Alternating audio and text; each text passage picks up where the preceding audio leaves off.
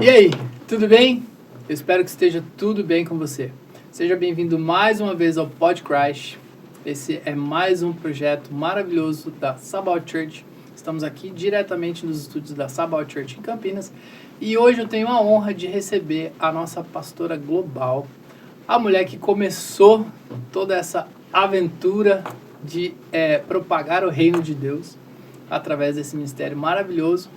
E aí eu já vou começar aqui, ela desvendando um mistério que, assim, eu chamo ela de Pachi Rô, mas eu queria, primeiramente, te dar as boas-vindas, Pachi. É um prazer demais estar aqui com você. Eu queria já que você tirasse, então, essa dúvida acho que de muitas pessoas.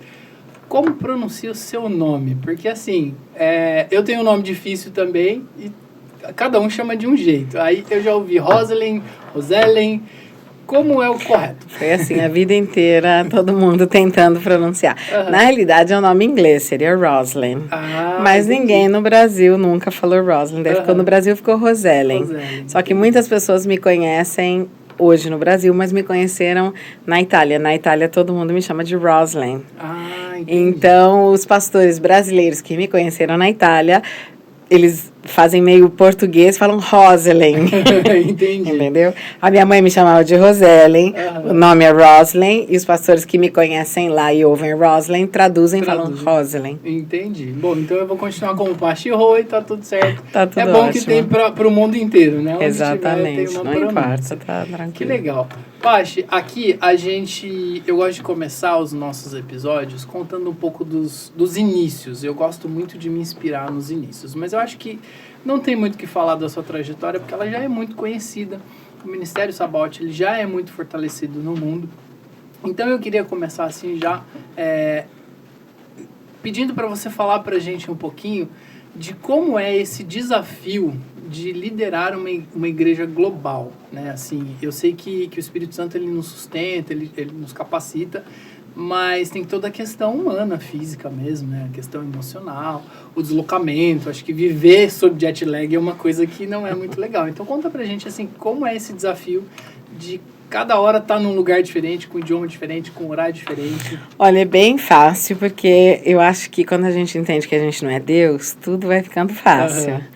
E eu tenho uma equipe muito boa que lidera comigo, né? Legal. Que a gente chama de time apostólico. Sim. E então, assim, não é que eu estou sempre em todos os lugares.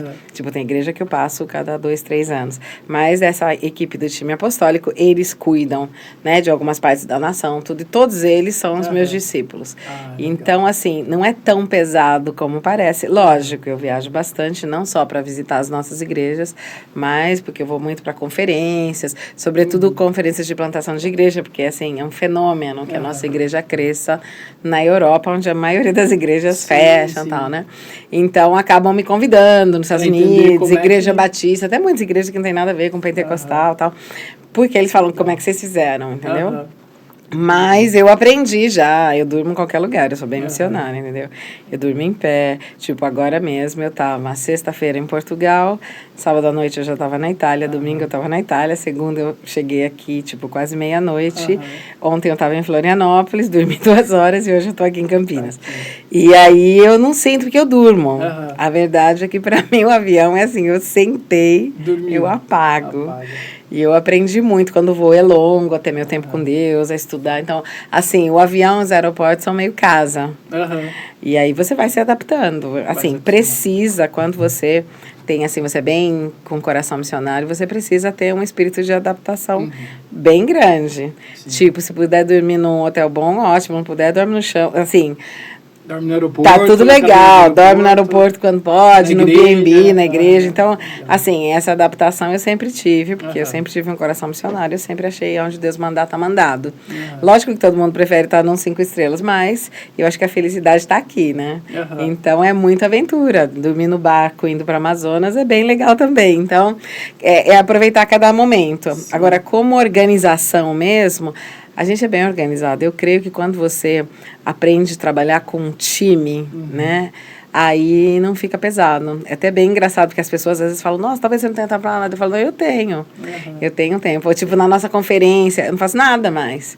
Faz todo mundo. Eu fico só assim, recebendo os pastores e tal. Eu já fiz, já pintei antes da conferência. Daí, quando você vai crescendo, você vai, assim, passando muita coisa, né? Pra ter tempo. Então, por que eu consigo hoje abrir igrejas? Porque na igreja mesmo de Milão, que é a nossa igreja principal, eu tô 2 vezes por semana em 7 dias. Eu tô sempre viajando. Então, a administração vai sozinha, a escola bíblica vai sozinha, a mídia caminha sozinha, a música, todo mundo caminha sozinho. Ou seja, né? Isso é fruto de um bom discipulado, né? Isso é fruto do que a gente vive realmente, que é a questão do discipulado. Você formou os seus discípulos, o corpo apostólico, eles replicaram. E a outra coisa não é só discipulado, é aprender, quando você delega algo para alguém, quando você passa algo, deixar aquela pessoa tomar decisões. Tirar a mão, porque se você ficar sempre ali com a mão, vai ficar um trabalho a mais. Então, você é o líder do louvor? Tudo bem, tem um momento do discipulado, onde eu vou treinar o teu caráter e tal. Confiei, sei que pode, decide. Nem que eu não goste, não importa. Agora eu passei para você. Se for muito ruim, aí a gente vai conversar, eu e você, mas não entro mais. Então, os ministérios começaram a ficar muito independentes e dependentes, porque os discípulos, lógico, eles compartilham. Nossa, eu tive essa ideia para fazer isso, sei lá, na área de teatro. Às vezes eu fico sabendo e falo, ó, tem coisa que nem precisa mais pedir, só se assim, for algo muito diferente, pode fazer, é tua praia. Porque todo mundo tem um sonho e um propósito que Deus dá, né? Que Deus dá tudo para um pastor. Então, quando você entende isso e deixa as pessoas crescerem, elas até nem precisam ir embora da igreja, essa é a verdade, né? A nossa igreja é bem conhecida no mundo porque as mesmas pessoas que começaram comigo, os meus discípulos que eu evangelizei, que eu batizei, porque a gente era bem jovenzinho, né? Tinha 25 anos. Eles estão todos comigo. A nossa igreja tem 30 anos, 31 vai fazer esse ano, e nunca teve uma divisão. Todo mundo que começou está comigo. Então, eles começaram, se converteram comigo e nunca foram para nenhuma outra igreja na vida. E isso, assim, é sobrenatural. Mas aí falam, nossa, eu falei, olha, Deus me deu a graça e a sabedoria de entender que se eu ajudar as pessoas a realizarem o chamado delas dentro da igreja, elas não vão precisar sair e criar um outro ministério, né? Hoje, então, mais o seu trabalho de liderança é descobrir esses talentos e direcionar. Eu gosto muito, eu sou tipo uma talent scout. Eu gosto muito, até quando eu vejo jovens, eu olho e assim, eu falo, cara, essa pessoa pode fazer isso. E às vezes nem a pessoa acredita que pode. Às vezes. Eu lembro uma vez, um menino, ele estava no coro da igreja, bem no comecinho da igreja. E eu olhei e eu falei, cara, esse cara tem um coração pro social. Porque a gente falava de coisa social, ele se emocionava. Mas ele foi se enfiar ali. Daí um dia eu falei pra ele, falei, olha, cara, você é o cara do social. E ele se acha... Aí que ele começou a trabalhar ali, ele falou, nossa, eu nasci para isso. Então, eu gosto muito de descobrir, de ajudar a pessoa a entrar no que é dela. Porque é um pouco como profissões, né? Às vezes você gosta de uma coisa, mas você não... Tipo, eu lembro quando eu era pequena, todo mundo... eu quero ser... Tava na moda, né? Hoje todo mundo quer ser influencer. Mas eu quero ser médico. Daí era assim, mas você gosta de sangue, você tem medo. Então, você... estava apaixonado por uma coisa. Muitas pessoas acham... eu acho muito legal o ministério profético. Mas aí você começa a falar o que a pessoa deveria fazer ali dentro, né? Ou tipo, eu gostaria muito de ter um ministério apostólico. Daí você começa, você está pronto para dormir em qualquer lugar, para viajar assim? Não, acho que não. Então, eu gosto muito de ver os talentos das pessoas e ajudar elas a entrar... exatamente, né, entrarem exatamente no que é delas. Isso eu gosto muito. Mas eu creio também que antes sempre precisa de um tempo de treinamento, lógico, e depois é tipo filho, né? Depois é assim, voa. Voa, vai cumprir o que Deus chamou, né, para fazer. É muito bom. É legal, você falou de ministério profético, né, a nossa igreja, ela é muito isso, né? A nossa igreja, ela vive desde o começo lá, né, desde quando Deus te deu esse chamado junto com os outros jovens, essa veia profética. Isso, assim, é real, como o pastor Sérgio gosta de falar, né? Isso é real aqui, é real nas Ilhas Maurício, porque a gente vive com o mesmo Espírito, né? A gente está debaixo do mesmo Espírito Santo. E aí isso me traz para um assunto que é a palavra do ano, né? Eu cheguei aqui em 2019, que na época era o Link. Eu cheguei no ano do Link. E eu achei isso incrível, porque assim, eu tenho 30 anos de caminhada com Cristo também, passei por vários ministérios, e quando eu cheguei aqui eu me encontrei, assim, eu falei, não, isso aqui é exatamente o que eu acredito como reino. E aí eu descobri essa questão da palavra profética, né? E o link, e eu falei, nossa, que legal. Como isso nasceu? Como Deus te deu isso? Assim, eu sei do comecinho da história, mas conta pra gente. Então, assim, nasceu assim, a gente começou a crescer, então assim, tinha muitos ministérios e a gente tinha que investir dinheiro e tempo em tudo. E aí é tipo, né, a lei de Pareto, que é um cara meio italiano, que ele chama lei do 80-20, né? Que ele fala, você teria 80% de frutos se você se concentrasse em 20%, e a maioria das pessoas se concentra em 80% e tem 20%. E aí eu falei, a gente não pode usar toda a energia para tudo, é tudo importante. Então você fala, é importante fazer, lógico, é importante fazer isso, lógico. Então a gente começou a falar, Deus, o que é mais importante esse ano, né? Aonde você quer dar mais ênfase esse ano? Porque tem anos que talvez seja de um jeito ou de outro, né? Então, as nossas forças, as nossas orações, a economia. Lógico que a gente não vai parar nenhum ministério, mas aonde você gostaria que a gente investisse mais? E o Senhor mostrou isso para mim. Ele falou, se você me perguntar cada ano, se você ensinar as famílias a perguntarem, eu vou dirigir vocês. Eu gosto de dirigir vocês. O Espírito Santo quer dirigir vocês. E aí eu comecei a perguntar, eu comecei pedindo assim para a igreja.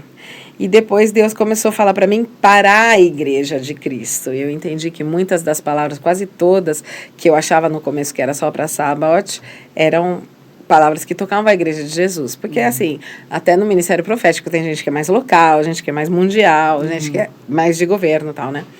E aí a gente começou a orar e pedir. Então, eu começava, tipo, setembro, já falando, e aí, Deus? E todo mundo, mas ele falou com você? Eu, tipo, não, né? E eu falei, eu não posso inventar também, né? E aí, eu ficava esperando até Deus me confirmar uma palavra.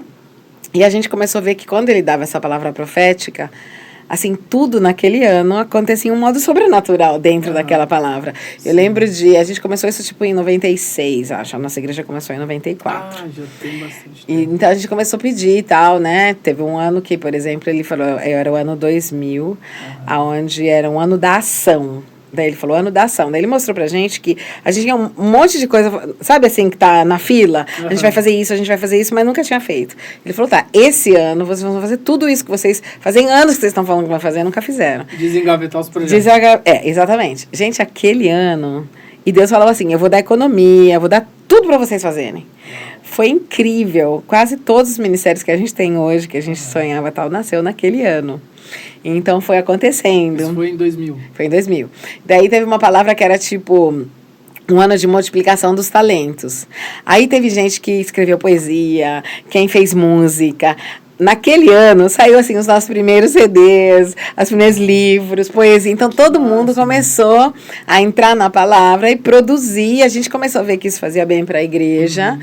E fazia bem também para a igreja de Jesus, não só para a nossa, né? Então, cada ano, a gente começou a perguntar. Por exemplo, o ano do Link foi muito engraçado, porque eu tive essa visão de todo mundo com computadores que se conectavam. E não tinha ainda, né? Nessa conexão enorme, foi depois da pandemia. E eu falei pro Team Media, que geralmente eles dão uma interpretada, colocam algo mais moderno também, né? E eu explico para eles daí trabalham na palavra. Eu falei, gente, então, eu via um computador conectando com outro, com o mundo inteiro. E eu via Deus criando pontes entre uma nação e outra, todo mundo muito junto. E aí eles interpretaram isso. Ele falou, tipo um link, acho, porque de um computador para o outro todo mundo manda link. E daí eu falei, tá, legal. Então, a palavra do ano é link. Depois eles me contaram depois, né? Alguns pastores falaram, mas que palavra é uma palavra profética link, né? Era muito estranho. E daí eu expliquei, não, tal. Aí chegou a pandemia, era no ano da pandemia, né? E aí todo mundo onde é que estava? Computador, um conectando com o outro. E daí o povo começou, assim, então todo mundo começou a acreditar muito. Não só agora, né? Quem viveu as palavras fala, gente, é muito real, né? Muito real, muito real. E aí todo mundo fica então esperando, falando, puxa, onde é que a gente vai investir mais, né? Tipo aquela do ano passado, que foi né, o ano bem forte, porque era luta, fight. Porque Deus falou para mim, olha, o ano vai começar em guerra e vai terminar em guerra. Então vai ser um ano onde vocês vão se levantar intercedendo para que não tenha uma terceira guerra mundial, porque vai ter muito perigo. E eu gosto muito, assim, dessa paz de Deus, que ele envolve a gente, poderia fazer sozinho, mas ele envolve a gente, tipo, é uma equipe, a gente vai trabalhar junto. Vocês vão usar o poder e a autoridade para bloquear. Então a igreja começou a orar muito por isso, e óbvio, ele falou, isso é para a nação, mas também na vida das pessoas, o diabo tá solto mesmo, né? Vai ter meio uma luta. Então, pessoalmente, muita gente falou, nossa, que ano difícil. E até eu falei, nossa, mas por que até o fim do ano, né? Tipo, daí eu pensei, talvez tenha uma guerra que pode durar muito mais. E um pastor, meu amigo, falou, você já pensou que pode ser que mude o governo dos Estados Unidos, que tem a eleição, né, no fim do ano? E de repente chega o Trump e de repente ele consegue fazer acordos, então Deus falou, ó, depois a política já está arrumada, vocês precisam cobrir esse ano. E ele falou, eu falei, nunca pensei, pode ser. E na realidade é o que está acontecendo, né? É muito doido isso. Então Deus falou, é um ano de que vai ser de luta. Foi um ano realmente de muitas guerras acontecendo aí, né? Israel, a Ucrânia mais pesado ali. Foi, o Líbano, né, também. O pessoal ali no Oriente Médio tinha uma tensão espiritual diferente.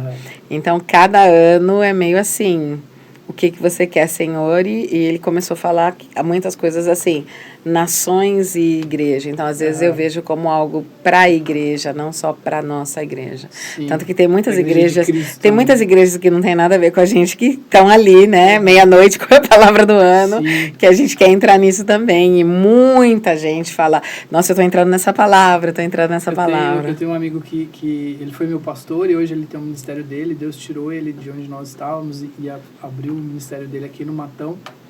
E, coincidentemente, este ano eles estão debaixo da mesma palavra sem saber.